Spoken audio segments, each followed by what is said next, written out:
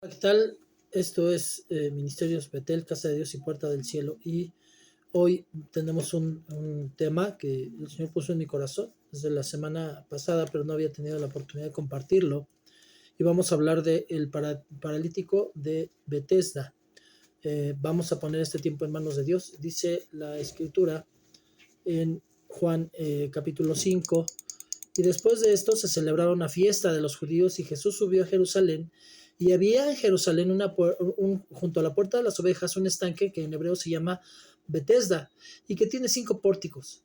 En estos yacía una multitud de enfermos, ciegos, cojos y paralíticos que esperaban el movimiento del agua, porque un ángel del Señor descendía de vez en cuando al estanque y agitaba el agua, y el primero que descendía al estanque después del movimiento del agua quedaba curado de cualquier enfermedad que tuviera. Y estaba ahí un hombre que hacía 38 años que estaba enfermo. Cuando Jesús lo vio acostado allí y supo que ya llevaba mucho tiempo en aquella condición, le dijo: ¿Quieres ser sano? El enfermo le respondió: Señor, no tengo a nadie que me meta en el estanque cuando el agua es agitada. Mientras yo llego, otro baja antes que yo. Y Jesús le dijo: Levántate, toma tu camilla y anda. Y al instante el hombre quedó sano, tomó su camilla y echó a andar. Y aquel día era el día de reposo. Por eso los judíos decían que al que fue sanado: es el día del reposo y no te es permitido cargar tu camilla. Pero él les respondió: el mismo que me sanó me dijo: toma tu camilla y anda. Le preguntaron: ¿quién es el hombre que te dijo: toma tu camilla y anda? Pero el que había sido sanado no sabía quién era, porque Jesús sigilosamente se había apartado de la multitud que estaba en aquel lugar. Después de esto, Jesús lo halló en el templo y le dijo: mira, has sido sanado, no peques más, para que no te suceda algo peor. El hombre se fue y dijo a los judíos que Jesús era el que lo había sanado. A causa de esto, los judíos perseguían a Jesús, pues hacía estas cosas en el día de reposo. Pero él les respondió: hasta ahora mi padre trabaja y yo también trabajo. Entonces, por esta causa, los judíos aún más procuraban matarle, porque no solo violaba el día de reposo, sino que también llamaba a Dios su propio Padre, haciéndose igual a Dios. Amén. Padre bendito, gracias por esta palabra que usted me dio, Señor bendito, que puso en mi corazón.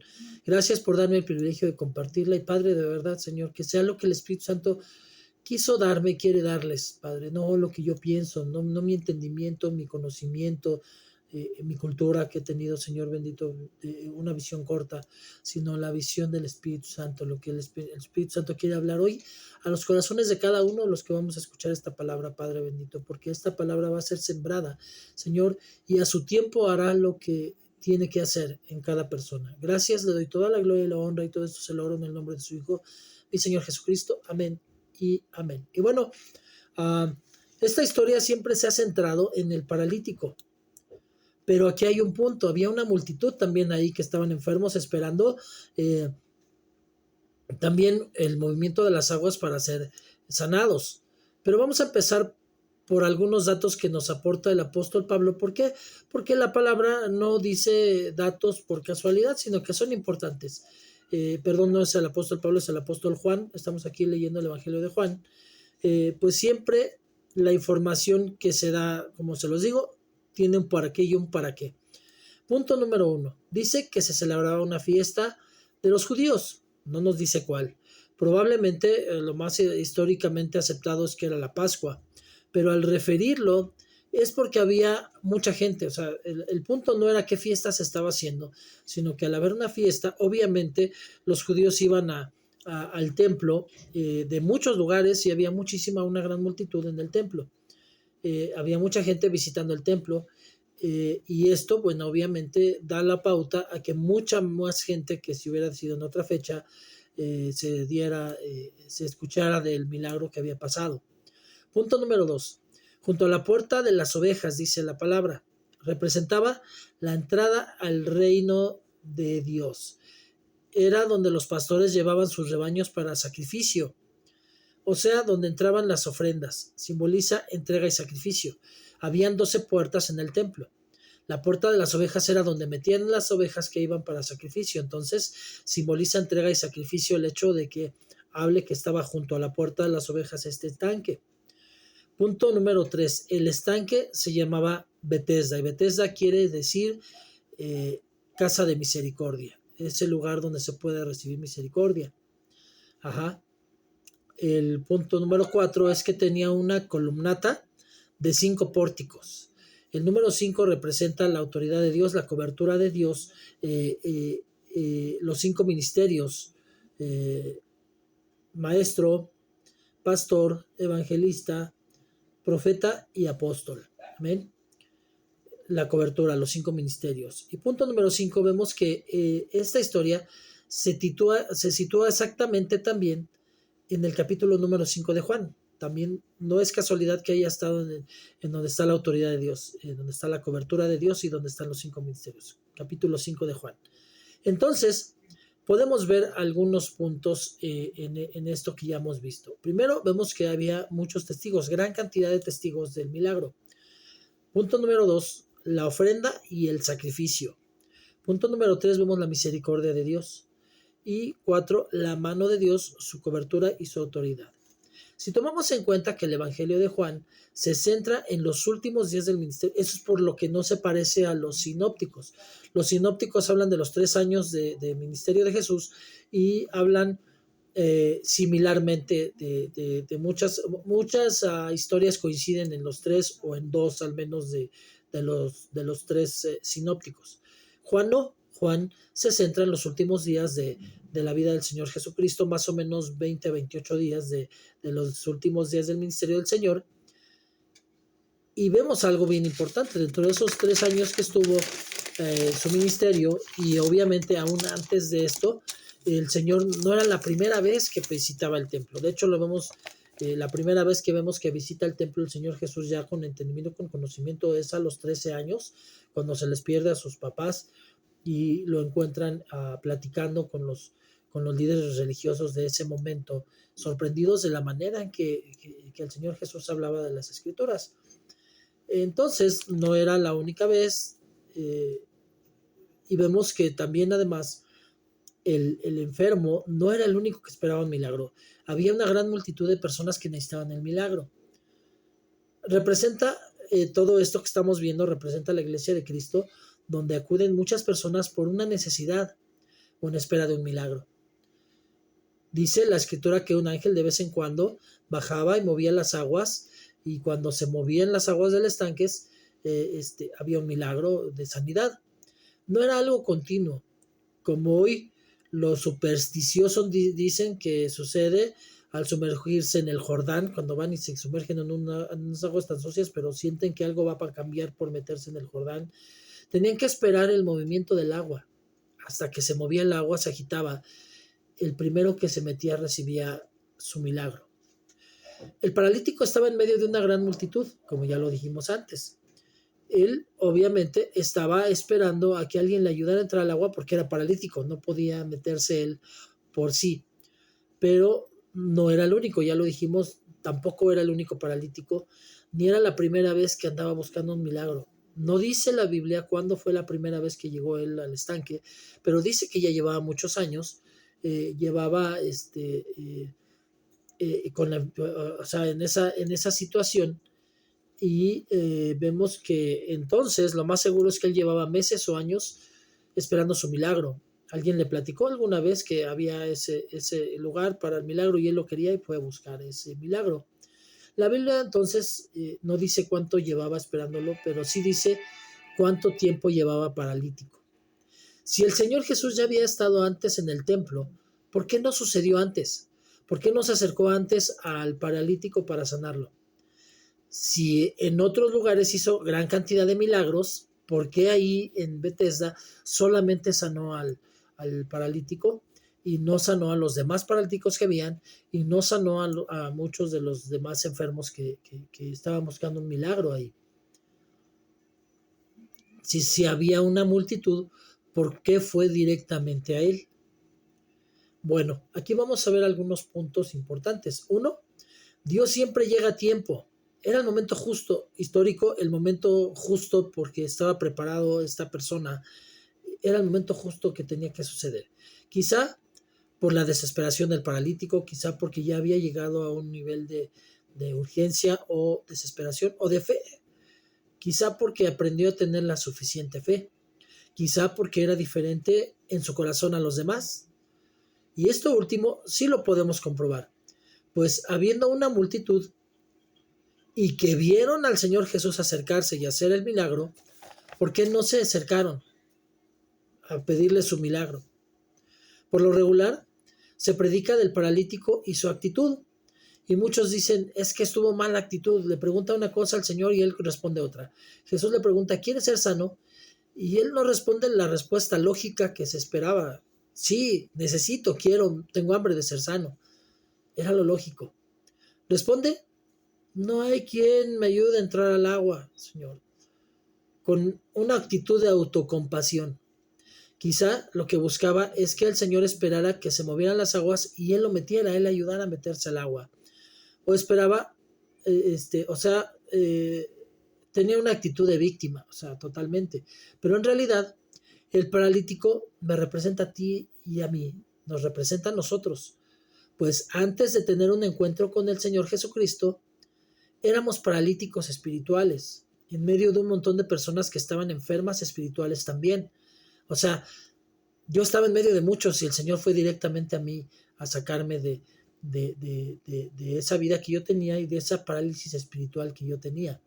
El Señor, habiendo muchos a quien llamar, sanar, sustituir, justificar, salvar, me escogió a mí, te escogió a ti.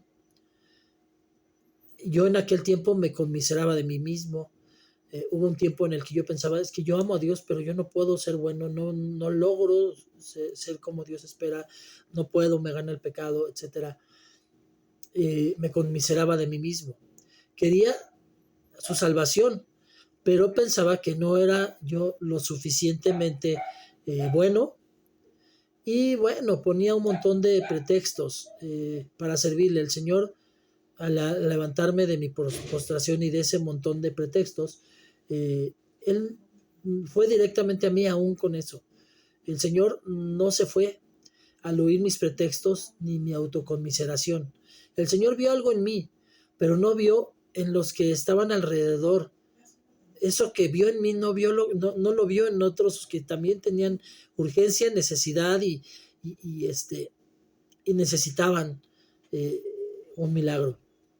Él no vio en alrededor de los que estaban conmigo la fe que vio en mí. Vio la fe, y es más, no vio la fe que yo tenía, sino la fe que iba a tener, porque hubo un momento en el que yo realmente, primero, no creía en Dios. En otro momento creía, pero no tenía fe en que a mí quisiera hacerme un milagro.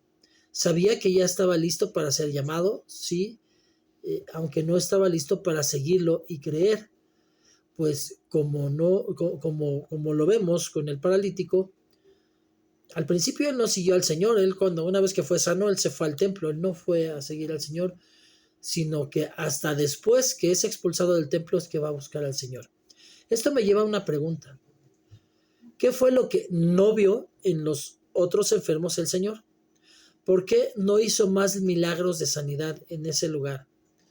Eran enfermos que, a pesar de haber visto el gran milagro que se produjo en este varón, seguían necios en que su milagro lo recibieran como ellos esperaban. Ellos querían meterse al agua y recibir el milagro por medio del agua. O sea, realmente no querían ser sanos. Los que estaban allí, o al menos la mayoría, vivía de la misericordia de la gente. Ya estaban acostumbrados a no trabajar, a comer de gratis, a estirar la mano. Estaban en su zona de confort.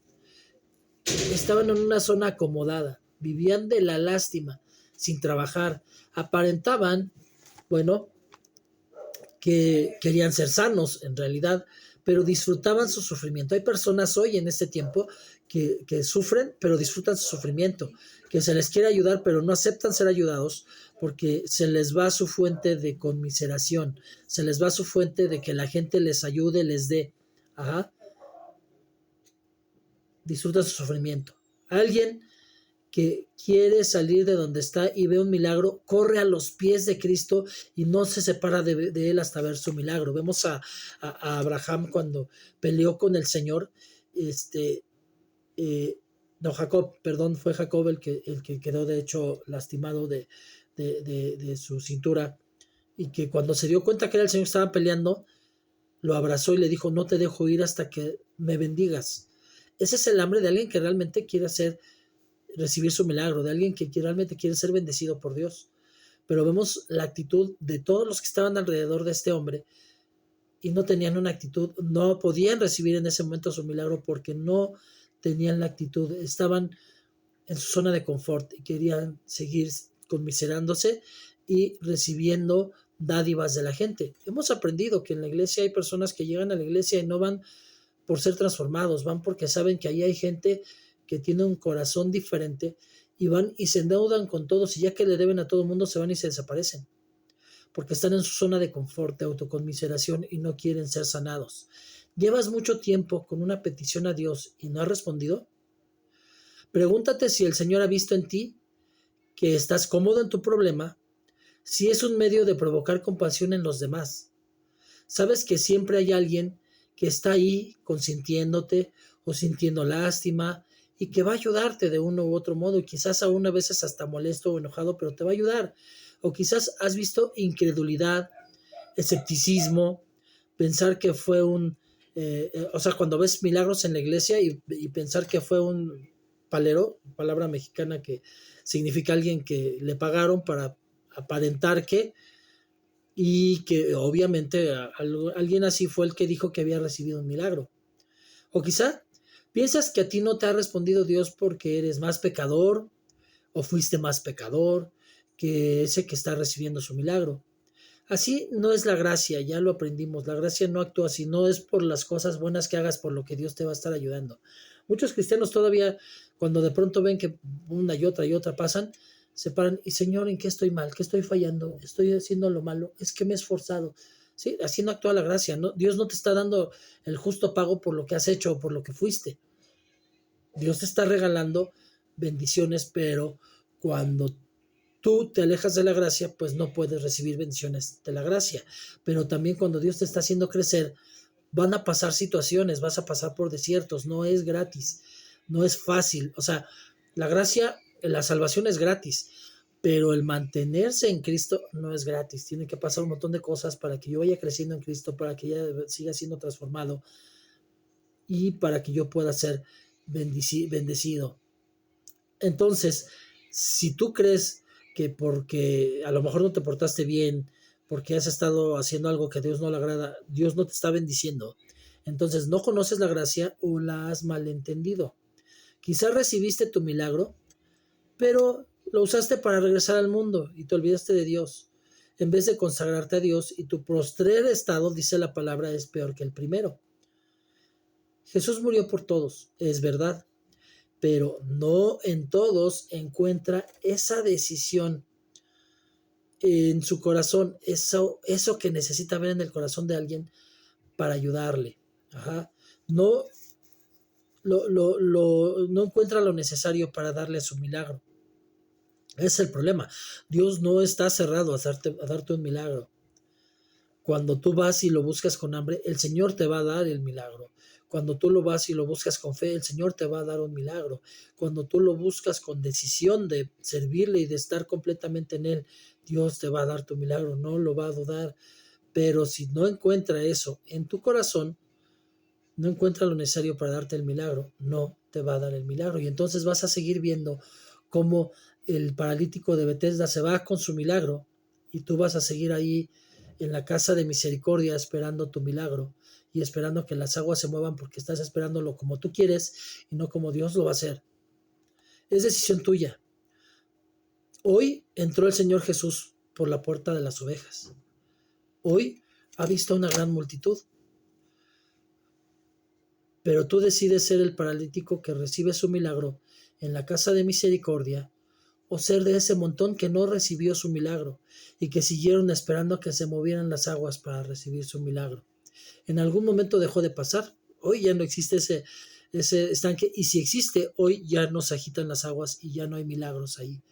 En algún momento se acabó y en algún momento esos que tuvieron ese encuentro con Jesús en ese lugar perdieron su oportunidad de recibir su milagro. De esa multitud puede ser de ese montón que voltea para otro lado y sigue esperando su milagro, en vez de ir al encuentro con Jesús, de ver que ya alguien en la casa de misericordia recibió su milagro y salió caminando, y tú sigues estancado ahí. Por eso es que eran grandes multitudes las que seguían a Jesús, pero solamente unos pocos recibieron milagros en la casa de misericordia. Muchos son los llamados, pero pocos son los escogidos. Fuiste llamado, no lo has logrado todo, pero ten la actitud para que seas de los escogidos. O sea, ya fuiste llamado, pero dice, muchos son los llamados, pocos los escogidos. Hay una multitud en la iglesia.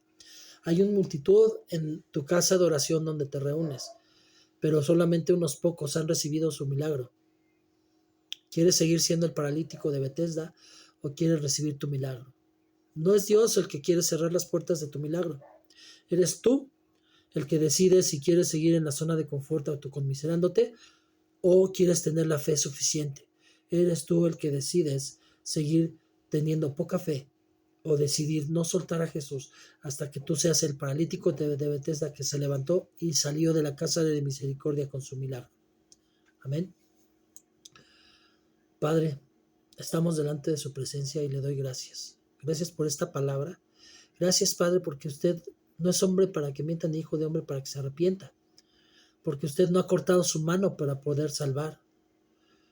Señor bendito, pero los pecados, la falta de fe, la incredulidad, el estar cómodo en esa necesidad que tenemos, porque podemos autoconmiserarnos o recibir misericordia de otros, Señor, nos hace que estemos paralíticos espirituales, Señor, pidiéndole un milagro, pero queriendo que sea como nosotros esperamos y no como usted quiere dárnoslo. Señor, yo necesito fetiches, no necesito meterme a un lago, no necesito tener una Biblia abierta en el Salmo 91, Padre bendito. Yo necesito un encuentro con Jesucristo. Y cuando yo tengo ese encuentro con Jesucristo, el milagro llega. Él no es hombre para que mienta, ni hijo de hombre para que se arrepienta. Y su mano no ha dejado de actuar, pero actúa en base a la fe, a la gracia y al entendimiento que nosotros tenemos y a la decisión que tenemos. Él no lo puedo engañar si le digo, yo quiero ser sano. Y estoy en mi zona de comunidad esperando, que no me sane porque voy a perder mi autocompasión y la misericordia de otros. Yo no lo puedo engañar. Usted conoce mi corazón, Señor bendito. Padre, que mi corazón siempre esté con usted. Yo necesito ese encuentro con usted, no necesito un agua en la casa de misericordia. Yo necesito un encuentro con usted. Yo no quiero seguir esperando un milagro a mi manera, como yo quiero, en mi capricho. Señor, quiero recibirlo como usted quiere, Señor bendito. Y hoy es el momento de salvación. Hoy hemos entrado a la casa de misericordia. Y usted se va a acercar a uno, no a la multitud, a uno solo. Y ese quiero ser yo, Padre. Gracias. Le doy toda la gloria y la honra y todo esto se lo oro en el nombre de su Hijo, mi Señor Jesucristo. Amén y amén. Y bueno, pues de verdad espero que esta palabra sea de edificación, de consolación y exhortación para su vida, que podamos vernos en un espejo que estamos haciendo mal y que podamos transformar para que podamos recibir un milagro de parte de Dios. ¿Lo necesitas? Lo tienes, pero deja que el Señor actúe viendo tu corazón. Bueno, pues hasta aquí terminamos. De verdad, yo sé que esta palabra va a entrar al corazón de los que la ven y va a hacer lo que tiene que hacer, por lo cual fue expuesta esta palabra. Como siempre, les pido que me regalen un like, que puedan compartir para que otros también puedan recibir esta palabra y que me regalen un comentario en la caja de comentarios. Yo estaré respondiendo todos los comentarios. Todavía en esta semana nos vamos a ver con otros videos. Hasta aquí terminamos.